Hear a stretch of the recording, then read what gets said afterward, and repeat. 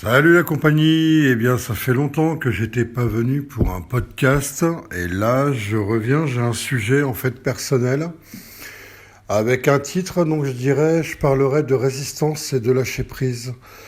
Voilà le sujet du jour et je ferai un aparté, ou une aparté, je sais pas comment on dit, bref c'est pas grave, sur les flammes jumelles parce que je vois des choses et j'entends des choses. Voilà, qui me semble importante de vous partager et voilà, avec beaucoup de discernement, avec beaucoup de distance, en tout cas pour les gens qui reçoivent ça. Parce que ce que j'entends, ce que je vois, ma foi, bref, c'est à la fois drôle et à la fois non. Voilà. Donc, je vais vous parler aujourd'hui de la résistance vs le lâcher-prise.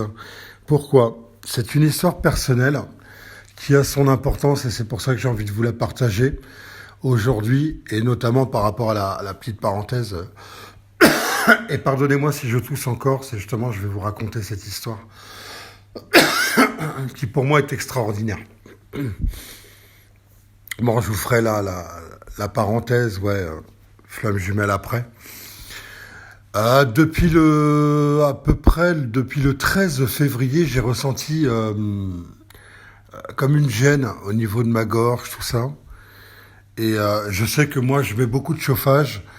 Et dans la voiture, je suis habillé, j'ai l'écharpe, j'ai le chapeau sur la tête. Je vais mettre le chauffage et tout. Et en fait, du coup, ça va surchauffer, quoi. Et ça, c'est surtout pour aller à la Gem à Toulouse. Donc, je fais 1 heure de route, en fait, avec le chauffage. Et quand j'arrive à la Gem, donc au concert à Toulouse, du coup, je me dessape.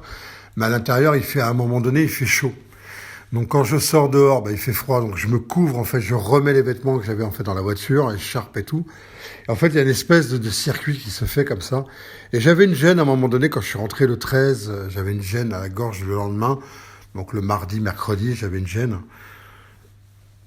Et le jeudi, en fait, j'avais rendez-vous, donc le 16, donc la semaine dernière, j'avais un rendez-vous médical chez le dentiste. Je vous raconterai aussi l'histoire du dentiste. C'est aussi drôle et à la fois non. Euh, et donc, en fait, suite à ce rendez-vous, j'ai toujours cette gêne dans la gorge. Et bon, je me dis pas à ce moment-là, comme j'ai pu me dire un peu avant, chakra de la gorge, il doit y avoir un problème, je dois avoir un problème au niveau de la vérité, au niveau de la communication. Bon, tout ça, c'est du blabla. Parce que quand vous êtes aligné, vous pouvez avoir mal à la gorge, vous pouvez vous dire, ouais, bon, c'est peut-être le chakra de la gorge, je ne suis pas dans la vérité, vous allez chercher, et vous allez mentaliser, et vous allez toujours chercher le point noir, la petite bête et tout, de ce que vous n'avez pas fait, ou mal fait, ou voilà. Et en fait, vous avez derrière, qu'est-ce qui pend au-dessus de vous, la culpabilité. Et donc, en fait, il faut absolument supprimer cette gêne dans la gorge, parce que sinon, chakra de la gorge, je dois pas être dans ma vérité, alors attends, bouge pas, je vais aller méditer pendant 2 heures, là, tu vois, je vais aller chercher la vérité, quoi, tu vois. Ah ouais, j'étais pas dans ma vérité, là. Ah ouais, tu vois, là, ouais, j'ai trouvé un truc et tout. Mais vous allez toujours trouver un truc, en fait. Restez tranquille, c'est comme les bagnoles, c'est pareil. Vous l'amenez au garage, vous pouvez l'emmener 10 jours. Vous pouvez l'emmener tous les jours, la voiture. Le mec, il trouvera toujours un truc. Il n'y a pas de problème. Donc arrêtez de chercher. Quand vous allez faire caca aux toilettes, il n'y a pas de problème. Il y a besoin de vider, vous allez vider une fois. Vous n'allez pas y aller tous les jours. Pas tous les jours, si, mais je veux dire, vous n'allez pas y aller toutes les heures. Quoique, des fois, ça arrive. Bon, c'est mécanique. C'est pas grave, c'est le corps humain, c'est comme ça. Mais vous m'avez compris. Vous voyez, arrêtez de chercher, en fait, la petite bête. Bon, ça, c'est la parenthèse sur le chakra-gorge. Donc là, oui, je tousse encore un peu. J'ai la toux qui sort encore un petit peu, c'est normal, parce qu'en fait, ça se termine, ça se vide, sans médicaments, sans docteur, sans rien, juste par mon corps humain. Voilà. Et je vous raconte donc la petite histoire. Extraordinaire pour moi, parce que depuis des années... c'est pour ça que je parlais aussi du chakra de la gorge, là, à chercher, à fouiner des trucs. Je suis pas dans la vérité, tout ça. T'inquiète pas, avec l'histoire que je vais te raconter, lorsque la vérité de la vie sort, et qu'elle doit sortir, elle sortira. Donc si tu n'y es pas, la vie t'amènera un événement qui te montrera concrètement, et pas mentalement, qui te montrera concrètement que tu n'y es pas. Donc fais confiance. Si tu ne fais pas confiance et que tu vas dans le mental à chercher ton histoire pour sortir cette vérité, à ce moment-là, tu es dans le contrôle. Tu vas essayer de contrôler les événements pour qu'ils sortent avant que tu les vois arriver. Et là, la peur de ne pas pouvoir contrôler un événement qu'on n'a pas, sur lequel on n'a pas la main, bah, c'est compliqué pour l'être humain. Donc voilà, je vous raconte cette histoire extraordinaire qui sort totalement de mon contrôle. C'est pour ça que je vous raconte ça. On a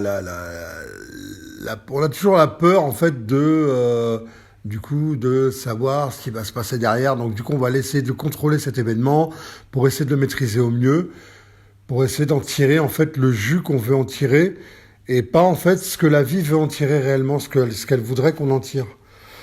Donc, du coup, avec cette peur-là, on va essayer de contrôler cet événement. Donc, bref, donc là, moi, je vis cet événement-là, pur jus de la vie, 100% non contrôlé, et surtout 100% non contrôlable. Ça, c'est important aussi. Donc, du coup, la semaine dernière, je suis pris donc, de ce mal de gorge, et le soir, donc la nuit, je dors, donc dans la nuit de jeudi à vendredi, je dors. Je me réveille, il est 11h30. Bon, déjà 11h30, alors que je me couche quand même relativement assez tôt la veille. Je comprends pas trop. Je me dis, putain, plus de 11 heures de sommeil, ça sent pas bon gros. Qu'est-ce qui se passe? Donc là, 11h30, ok, je réfléchis pas, mais je suis complètement dans le gaz. Et midi et demi, je tiens pas debout. Je tiens pas le coup, vraiment. Je tiens pas le coup. Je me rendors, je me recouche. Et c'est la première fois depuis que je suis dans le sud, et même à Paris d'ailleurs, ça fait des années que ça m'est pas arrivé, ce genre de truc. Vraiment capoute, chaos, le cheval qui tombe, qui tient plus debout, alors que le cheval il est costaud, il est solide. Rien à faire, il tient pas debout. Bon. Je vous raconte. Moi, je suis fumeur, vous le savez. Je suis fumeur depuis des années, depuis l'âge de 15 ans, j'en ai 50. Alors, à l'âge de 15 ans, j'ai pas fumé comme un malade non plus. Donc, en fait, c'est régulier, mais c'était pas tous les jours. Donc, en fait, au fur et à mesure du temps, j'ai fumé. Et il y a des années, en fait, où à un moment donné, ouais, je fumais tout le temps. Bon. Comme là, dernièrement. Tous les jours, donc tous les matins, le midi, le soir, toutes les heures et demie. Il se trouve qu'il y a beaucoup de gens qui vont aller chercher tout un tas de méthodes, hypnose, les nicorettes, les chewing-gums, les machins. Moi, j'ai essayé des patchs, moi je les ai jamais mis. En fait, j'avais acheté ça 40 balles à la pharmacie il y a des années et tout. Ils sont restés dans un tiroir et je les ai jamais mis. Donc j'avais vraiment pas la volonté, ni l'enthousiasme, ni l'envie d'arrêter de fumer. Bon bah voilà. Et vous voyez, ça c'est le contrôle. Ça c'est le contrôle, c'est aussi l'état, mais c'est aussi le contrôle. C'est-à-dire que vous allez chercher quelque chose de l'extérieur pour contrôler en fait votre arrêt du tabac. Et le fait de mettre des patchs, tout ça, ça vous permet quelque part d'avoir le contrôle sur la douleur qui pourra arriver après, sur l'envie d'autre chose, ou le non-contrôle en fait des choses derrière qui pourraient arriver. Genre vous allez manger comme des fous, vous allez gueuler, vous allez être agressif et tout ça. Bah restez calme les gars en fait. Pour vraiment savoir, il faut tester. Bah ouais, je vous l'ai dit en fait dans les podcasts, dans beaucoup de podcasts, je vous le dis. La meilleure méthode en fait, c'est de se confronter à la vie pour voir où on en est. C'est pas de se cacher derrière quelque chose de l'extérieur. Des médocs, des nicorettes, tout ça, ça rentre dans la poche de l'État. Ça rentre pas dans votre poche. C'est bénéfique un temps, mais à un moment donné, prenez ceux qui ont pris des patchs et à un moment donné, ils ont repris la clope. Bah ouais. Bah ouais, ils le savent très bien, à l'État, au niveau de l'État, ils le savent très bien. Quelqu'un qui arrête l'alcool, le seul moyen dans la vie, en fait, qu'il a, en fait, réellement, pour vraiment arrêter, c'est de se confronter, en fait, à ça. Donc pour vraiment arrêter, en fait, il faut vraiment sortir de l'alcool, c'est en fait arrêter l'alcool. T'arrêtes, tu sors les bouteilles de chez toi, tu dégages tout de chez toi, il n'y a rien de chez toi. Voilà. Donc là, en fait, je suis KO. Vendredi matin, je suis KO. Mais je fume pas à ce moment-là. Ouais, c'est pour ça que je vous raconte cette histoire qui est importante pour moi, qui est extraordinaire. C'est qu'à ce moment-là, je fume pas. Je n'arrive pas à fumer, je n'ai pas la volonté ni la force de fumer. Et il se trouve que, en général, quand je suis traversé par la maladie, je dis bien traversé par la maladie parce que nous ne sommes pas la maladie et nous ne sommes pas notre corps physique. Donc en fait, nous ne sommes pas malades, nous ne sommes pas en colère, nous sommes traversés par la colère ou la maladie. Donc je suis traversé par la maladie, mais j'ai pas envie de fumer. Il se trouve qu'il y a quelques années, quand j'étais traversé par la maladie comme ça, j'avais tendance à continuer à fumer, même si c'était dégueulasse, parce que souvent, quand on perd le goût, bah très souvent la clope elle est dégueulasse. Même l'eau, quand on boit de l'eau, je sais pas, il y a un goût chelou, on n'a pas envie d'en boire. Et pourtant, je continuais de fumer. Mais là, rien. Pas d'envie, que dalle. Bon, bref, je me lève à 11h30, je me recouche à 12h30, et j'ouvre l'œil à 20h. Rien à faire, j'arrive pas à me lever. Donc, j'arrive pas à fumer. Et j'ai pas l'envie non plus.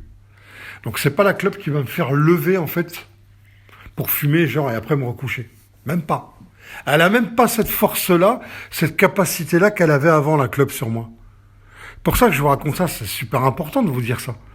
C'est que grâce à ça, le fait d'être traversé par la maladie qui m'a couché comme un cheval, c'est que même la clope n'a même pas la capacité, la force de me faire lever pour la fumer. Même la bouffe qui est nécessaire et importante, c'est un vrai besoin vital. J'ai pas faim à ce moment-là. Donc pendant 3 jours, je vais absolument rien manger, mais rien. Quand je vous dis rien, c'est rien. Et je fume même pas. Le vendredi soir dernier, je me lève, il est... ouais, alors le vendredi, ouais, ok, d'accord. Le samedi matin, je me lève et dans la nuit, je rêve. Je rêve de jus d'orange. C'est comme si que mon corps me disait vitamine, donne-moi des vitamines pour vivre et tout, pour tenir le coup, donne-moi des vitamines.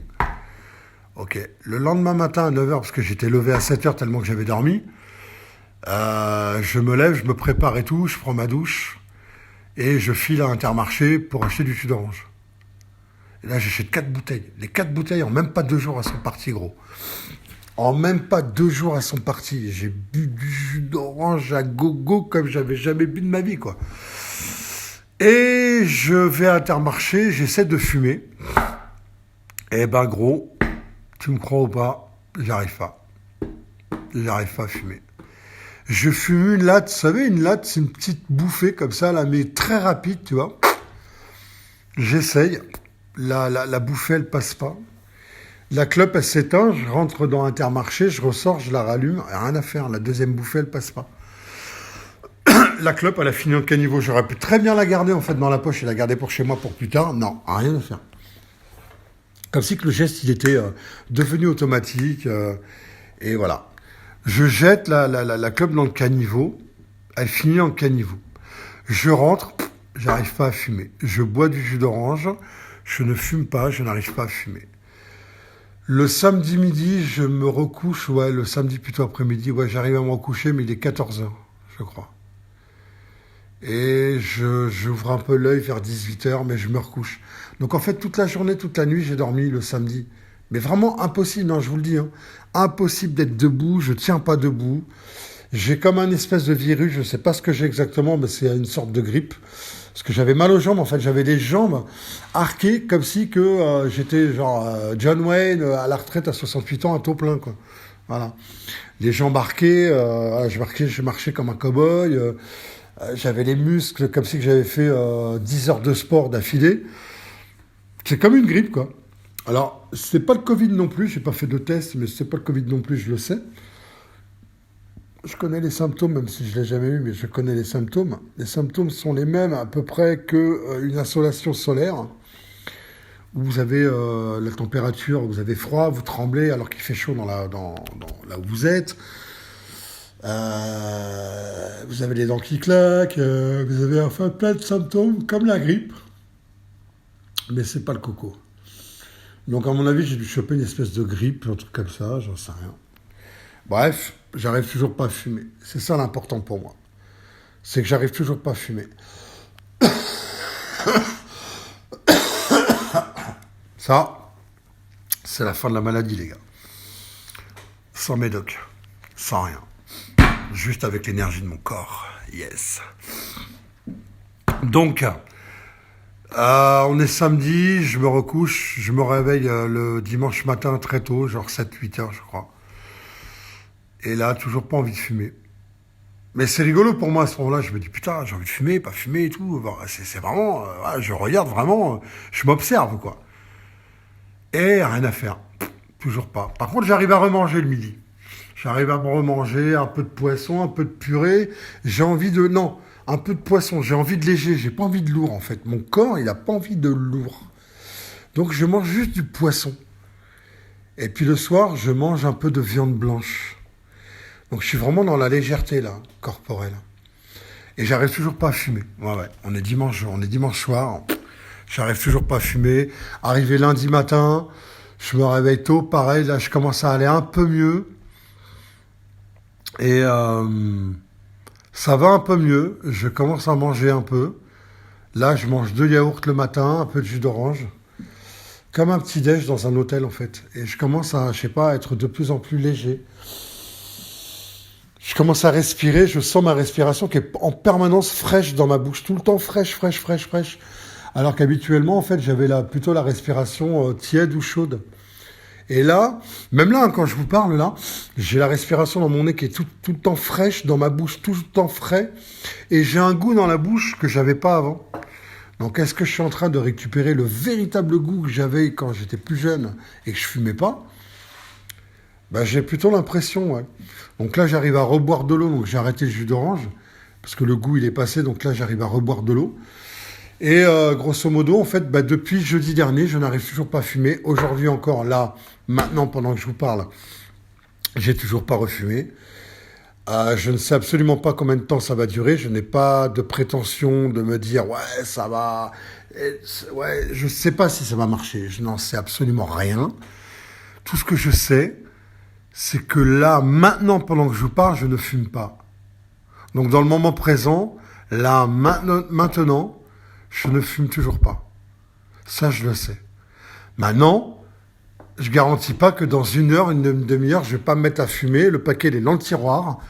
Je n'en sais rien. Voilà. En tout cas, ce que je sais avec certitude, puisque c'est du vécu, c'est que depuis jeudi dernier, je ne fume pas. Ça, c'est une certitude, puisque je suis là présent, ici et maintenant. Il est 10h26 au moment où je vous parle.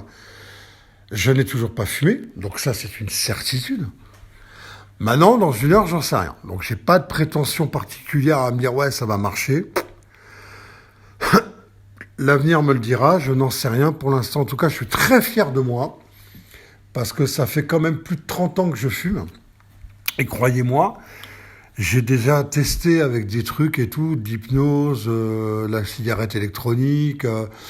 J'ai arrêté une fois pendant 1 semaine. Et jamais j'allais taxer des clubs dehors. Quand même, dans la semaine, j'allais taxer 1 ou 2 clubs à des gens dehors. Donc, en fait, j'avais quand même continué un peu à fumer. Alors que là, non. Là, vraiment, rien, que dalle. Donc, combien de temps ça va durer? J'en sais rien. Tout ça pour vous dire l'importance, en fait, de s'écouter. Et surtout, en fait, l'importance des événements de la vie que l'on ne contrôle pas. C'est-à-dire que j'ai pas eu besoin d'aller voir un médecin, un hypnotiseur ou quelque chose d'extérieur qui va me soigner, qui va me guérir et qui va m'enlever le mal. J'ai laissé faire la vie. La vie m'a amené un événement que j'avais pas demandé, mais j'avais demandé depuis plusieurs fois et plusieurs jours à améliorer ma santé dans sa globalité, c'est-à-dire sans préciser la clope. Tout, global. La nourriture, l'alimentation, tout, la clope, la santé, tout, dans sa globalité. La vie m'a amené cet événement-là, que je n'ai pas demandé, mais dont j'avais besoin. Cet événement qui m'a mis à terre, c'est-à-dire qui a mis toute ma résistance depuis des années à terre, en une semaine, m'a apporté ça. Je l'aurais jamais cru, mais elle m'a apporté cet arrêt de la clope, en tout cas depuis une semaine. Pourtant, là, aujourd'hui, ça va mieux. Je vais bien. Je m'améliore au niveau énergétique. C'est pour ça que j'avais arrêté les consultations à un moment donné pour être aligné avec ça. Et donc, il y a des gens qui m'ont appelé. Je leur ai dit, écoutez, rappelez-moi la semaine prochaine et je vous tiendrai au courant de mon état. Parce que pour l'instant, je ne peux pas vous faire de guidance. Je vous les ferai mentalement, ça ne sert à rien. C'est pas aligné du tout. Et puis, c'est pas respectueux. Ni pour moi, ni pour les gens. Et en plus, ce serait de l'escroquerie, puisqu'en fait, je leur prendrais 60 € pour leur dire quelque chose de mental. Donc, en fait, j'ai arrêté les consultations encore là, maintenant. Et je ne sais pas, en fait, quand est-ce que je vais les reprendre. Peut-être la semaine prochaine, j'en sais rien. Je verrai en fonction de comment je me sens. Je verrai, de toute façon, je serai guidé pour les reprendre. Donc là, je sais que je vais mieux, mais je suis pas encore à 100% au niveau énergétique. Vous savez, quand vous guidez quelqu'un, quand vous êtes en guidance avec quelqu'un, ça prend de l'énergie. Rien que là, déjà que vous parlez, je suis à 20 minutes. Déjà, je ressens au niveau de mon intérieur, là, que ça m'apporte un peu de fatigue. Donc, en fait, j'y vais petit à petit, au fur et à mesure. Tout ça pour vous dire que c'est important d'écouter, en fait, votre intériorité, mais surtout de suivre les événements extérieurs. Quand la vie vous apporte un événement, que cet événement vous amène à perdre quelque chose ou à lâcher prise, à lâcher une résistance, suivez le chemin. J'ai suivi de mon côté le chemin. La maladie m'a traversé, elle m'a mis, mais vraiment, je vous le dis, les deux genoux à terre. J'arrivais même plus à sortir, à bouger. J'arrivais même pas à manger, tellement que j'avais pas de force. Suivez ce chemin, parce que ce chemin va vous amener à la guérison. À la guérison totale. C'est-à-dire que pour moi, j'ai même pas eu à chercher d'où vient, pourquoi j'ai fumé, d'où vient cette blessure, est-ce que ça... J'ai eu peur à un moment donné d'arrêter dans ma vie, parce que je me disais, putain, mais qu'est-ce qui va y arriver, qu'est-ce qui va m'arriver, est-ce que je vais pas grossir, est-ce que je vais pas m'énerver, est-ce que je vais pas être en colère, est-ce que je vais pas... tout ça. Aujourd'hui, je vous garantis, je me suis même pas posé la question. Hein. J'avais les deux genoux à terre, j'arrivais pas à fumer, point barre. Hein. Je suis pas allé chercher, oui, d'où vient la blessure, alors peut-être que c'est ta maman. Non, non, non, oh, laisse ta maman tranquille, gros. Laisse ta maman tranquille, gros. Arrête de fumer, c'est tout. Cherche pas à comprendre pourquoi, ni comment. Arrête. Voilà. La vie, elle t'apporte un événement, elle te permet d'arrêter de fumer. Arrête, va pas chercher midi à 14h. Arrête de fumer, t'as guéri, point barre, ça y est, c'est fini, gros. Ça y est, c'est fini, t'as guéri. Après, tu te mets en colère ou t'as des comportements bizarres, eh ben, observe-les. Et puis, vois ce que tu peux en faire. Est-ce que c'est vraiment lié au fait d'arrêter la clope? Tu vois, là, pour l'instant, j'ai pas vu des martiens, j'ai pas vu j'ai pas eu des hallucinations le soir, j'ai pas vu des comment on appelle ça, des extraterrestres de la zone 51 venus des États-Unis.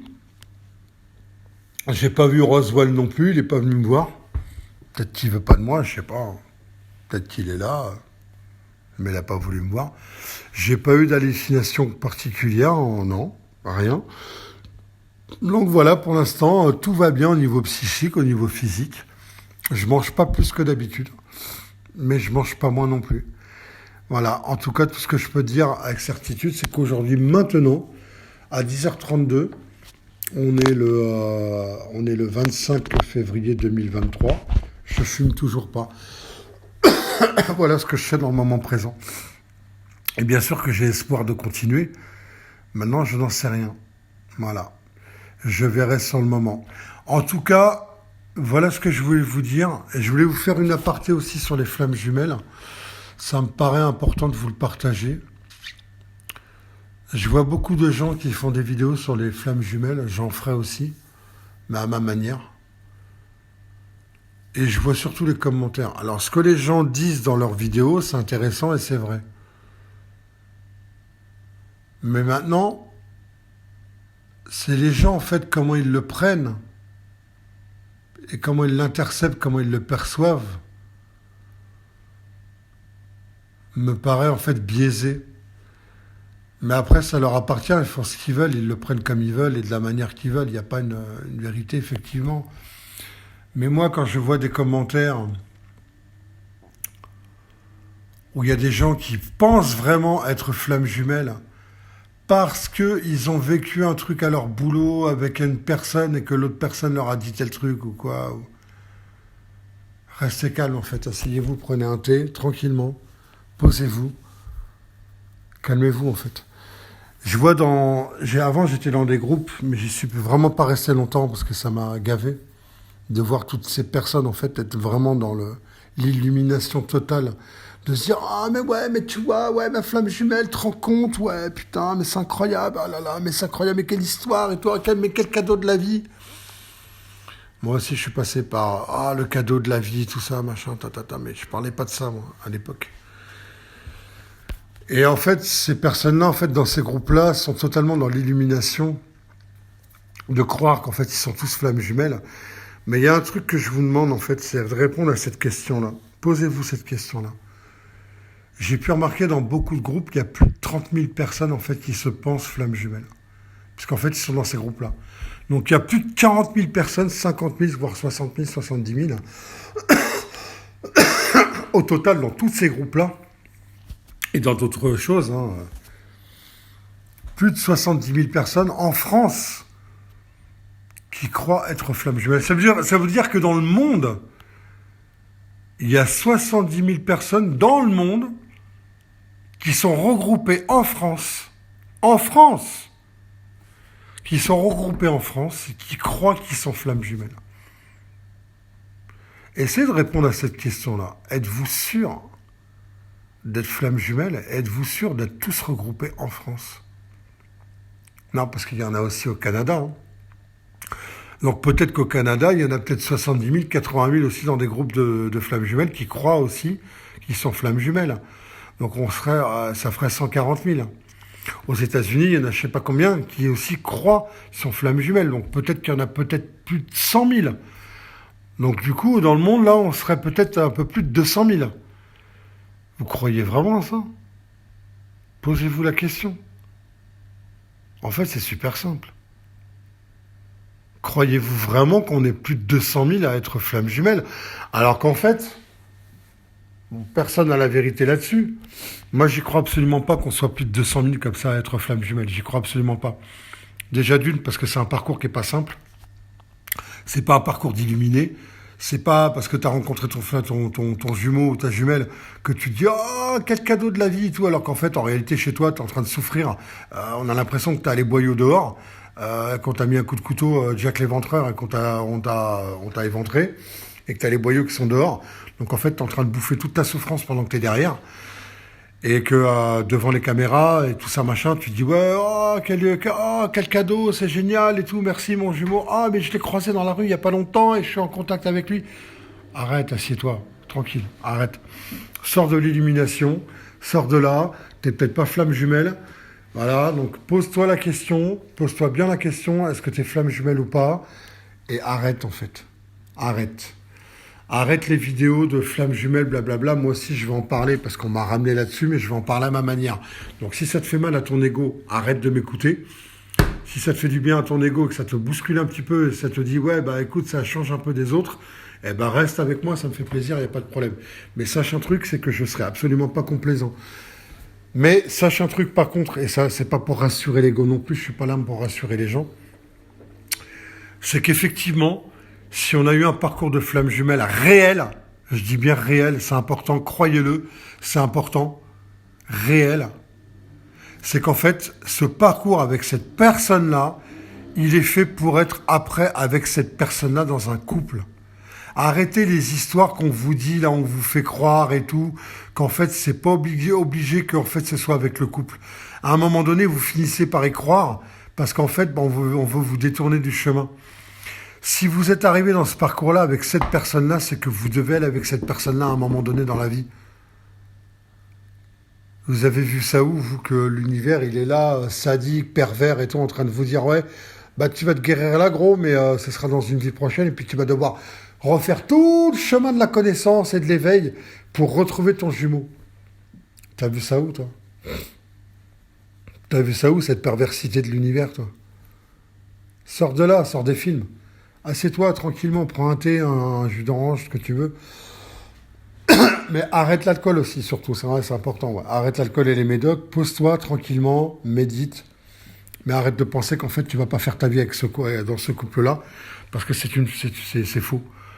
Si on arrivait là, et que c'est cette personne-là qui nous a éveillés, qui nous a aidés à l'éveil, c'est avec cette personne-là qu'on sera après. Moi, Valérie, j'y ai toujours cru depuis le départ. Il n'y a pas une seule personne qui a réussi à me faire sortir du chemin. Pas une seule. Pas une seule personne n'a réussi à me faire sortir du chemin. Même en me disant, ouais, mais tu sais, avec Valérie, c'est pas sûr, mais qu'est-ce que t'en sais qu'elle va revenir? Écoute, casse-toi, va là-bas, va croire ce que t'as envie de croire, vas-y, on t'a rentré ça dans la tête, t'as envie d'y croire, vas-y, mais pas moi. Laisse-moi tranquille, va là-bas. Ces personnes-là, en fait, je les ai dégagées direct. Si vous n'y croyez pas, cette personne-là ne reviendra pas. Si vous y croyez, à un moment donné, elle reviendra, point barre. C'est comme ça. Si vous avez envie d'une voiture, parce que vous galérez à marcher à droite à gauche avec vos courses et tout le blabla, il y a un moment donné, dans la vie, vous ferez, inconsciemment ou consciemment, vous vous donnerez les moyens d'acheter cette voiture. Que ce soit conscient ou pas conscient. Parce qu'au fond, vous la voulez vraiment. Bah, cette personne-là, c'est pareil. Si vous y croyez à mort au plus profond de vous qu'elle va revenir, consciemment ou inconsciemment, que vous fassiez ou pas, elle reviendra. C'est tout.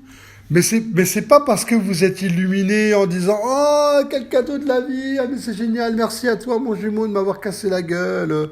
Genre dans l'éveil, hein, je parle, hein, pas physiquement.